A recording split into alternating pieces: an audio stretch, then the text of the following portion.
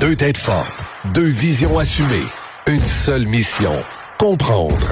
Ici, pas de consensus forcé, ni de réponse préfabriquée.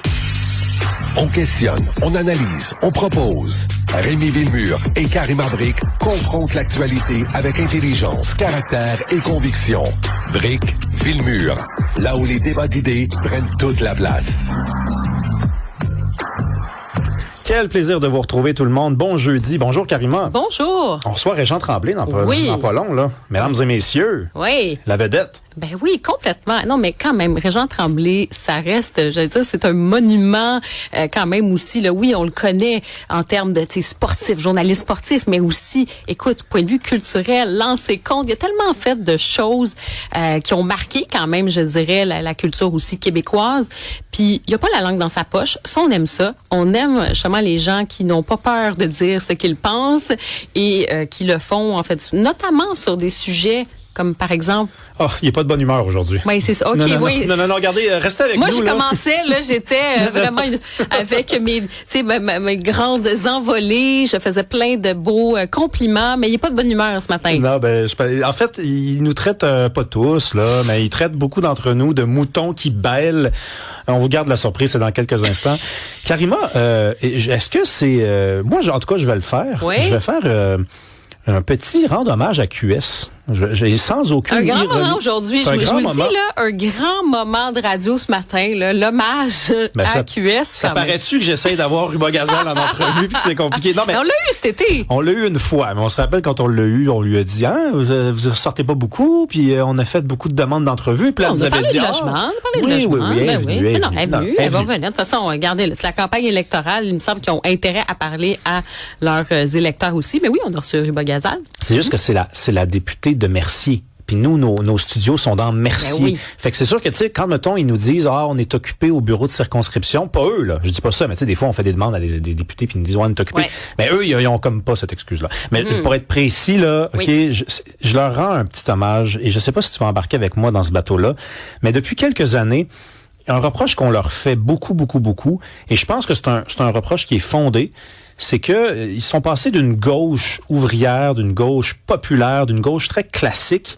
à une gauche woke, une gauche qui cherche à défendre la minorité dans la minorité, la blessure dans la blessure, ce qui est enfoui dans ce qui est enfoui. Puis des fois, on se dit, mais le peuple, la population générale, les ouvriers, la majorité, est-ce que là encore une voix, disons, qui est exprimée par la gauche partisane, par la gauche qui est à l'Assemblée nationale? Et là, donc c'était un reproche qu'on leur faisait, puis on nous disait, vous lisez mal nos plateformes, on fait aussi ça, mais on fait aussi ce que vous trouvez qu'on devrait pas faire, c'est-à-dire défendre des enjeux woke. Et là, je trouve que depuis quelques mois, c'est quand même un peu plus évident qu'ils défendent une vieille idée de la gauche. Tu sais, on peut être pour ou contre le super ministre en itinérance, pour ou contre les épiceries publiques, mais c'est ça qu'on attend d'un parti de gauche. Et ils défendent des idées de gauche, une vraie plateforme de gauche, et je suis obligé de leur rendre hommage. Je ne fais pas de moi un électeur potentiel pour eux, mais je les retrouve là où on devrait les attendre. Ben, en fait, moi, je pense pas qu'ils ont abandonné le combat woke. C'est juste ils réalisent que quand tu vas dans l'espace public aujourd'hui, il y a beaucoup de gens qui ont décroché. Et aujourd'hui, moi, je trouve qu'on assiste quand même à un populisme de gauche. Donc, on prend les mêmes formules un peu. Tu sais, on a reproché Trump ou d'autres d'être populistes. Mais tu vas avoir ça aussi à gauche.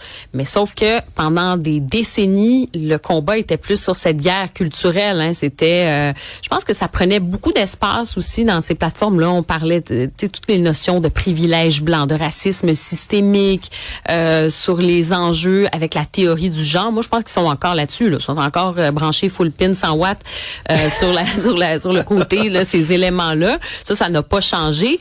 Sauf qu'on se rend compte qu'électoralement, c'est pas super payant. Là. Je veux dire, aux États-Unis, Donald Trump, à un moment donné, il a aussi misé sur la frustration des classes populaires. Est-ce qu'il a répondu à ça? La réponse, c'est que non, il a un peu détourné ce combat-là.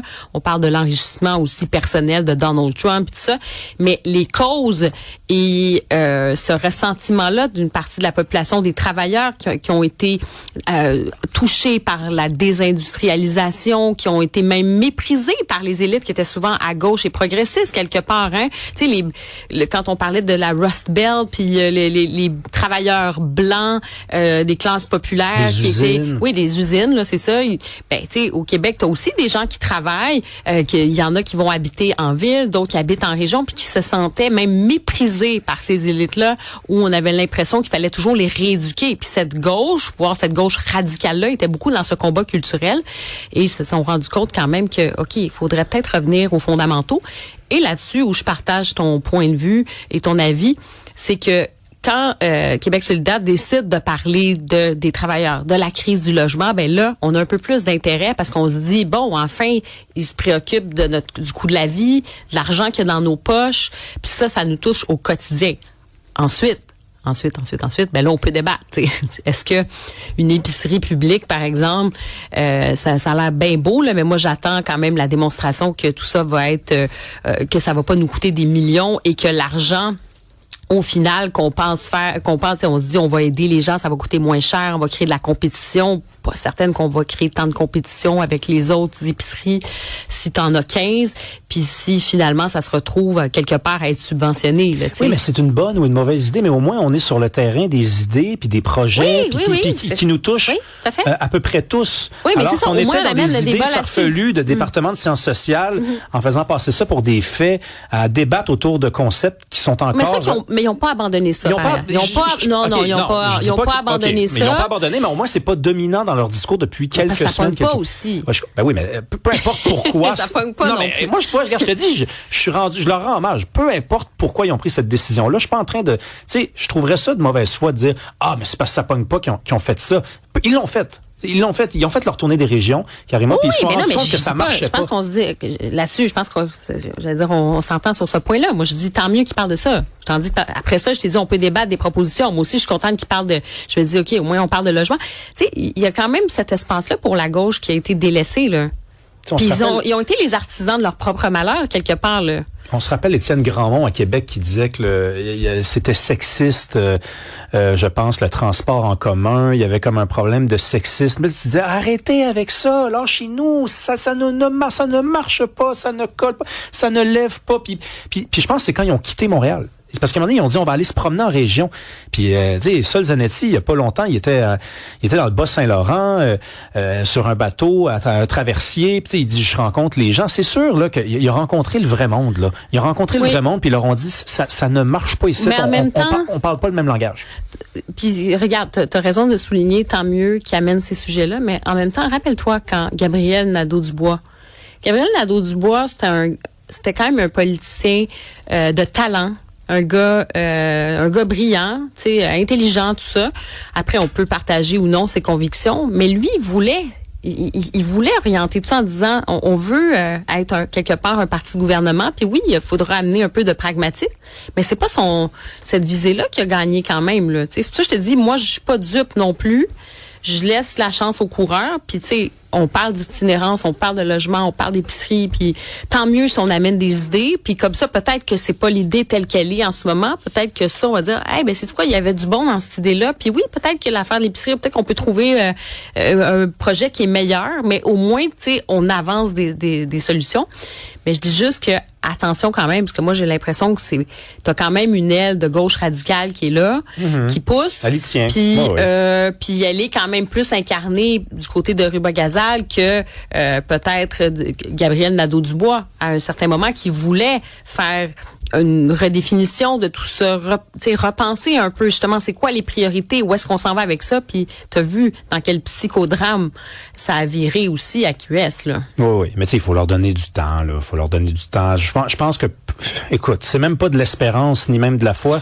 C'est que s'ils ont compris que c'était pas payant, un jour ils vont comprendre que ce l'est pas pantoute Et ils auront peut-être pas le choix de laisser tomber toute cette dimension woke là dans leur discours. J'ai retrouvé là, la fameuse publication d'Étienne de Grandmont. Étienne Grandmont, député dans la région de Québec, il avait écrit ne pas investir en transport collectif, c'est sexiste. Ça, c'est du 4 juin 2024. Ça a fait jaser. On s'était dit, c'est pas le bon vocabulaire. Les gens ne parlent pas ce langage-là. Ça ne fonctionne pas.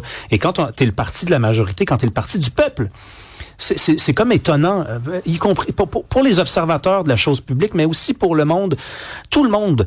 C'est étonnant de voir un parti de gauche qui est en décalage avec ça. Parce que historiquement, conceptuellement, on se dit la droite, c'est l'élite, c'est l'élite financière. C'est ça qu'on dit. La droite, c'est les bourgeois, fait que c'est la minorité. C'est sûr que eux, ils comprennent pas ce que c'est qu'être dans la rue, que de payer son épicerie, que de traverser un pont, que d'être dans le trafic. C'est sûr, eux autres, ils se promènent en hélicoptère. Ils sont, c'est pas des somewhere, c'est des anywhere, c'est des everywhere. Mais pourtant, la droite a mieux récupéré ça que la gauche dans les dernières années, puis la gauche, elle a dû le constater. Et moi, je lui souhaite une bonne lancée. Ça prend une bonne gauche au Québec. Ça prend une gauche qui est en forme pour avoir des vrais débats. Ça prend une gauche. Ensuite, est-ce que les partis de gauche au Québec s'alignent sur, effectivement, cette gauche un peu plus traditionnelle, ou on s'aligne sur l'extrême gauche? Ou la gauche radicale, avec justement toutes ces idées-là plus extrêmes. Parce que je trouve au Québec, sincèrement, là, pour observer l'actualité politique québécoise et française et européenne, là, je trouve que les idées quand même d'extrême gauche au Québec, il y a une grande complaisance par rapport, je dirais même à d'autres endroits dans le monde. C'est comme si l'extrême gauche, il y a presque quelque chose de romantique, puis au fond c'est de la gauche, que c'est pas vraiment dangereux, c'est pas vraiment menaçant, c'est pas vraiment, il faut regarder ça presque avec une forme de complaisance, parce que c'est juste la gauche qui est un petit peu poussée, là. Oui, c'est des enfants. C'est de la gauche avec de la vitamine, là, tu sais. Mais tu sais, non, maintenant t'as des idées d'extrême gauche, je pense pas que c'est quelque chose qui rassemble l'ensemble de la population. Puis des fois, il y a ces tentations-là dans cette gauche québécoise d'aller là. Puis ça, faut garder ça en tête.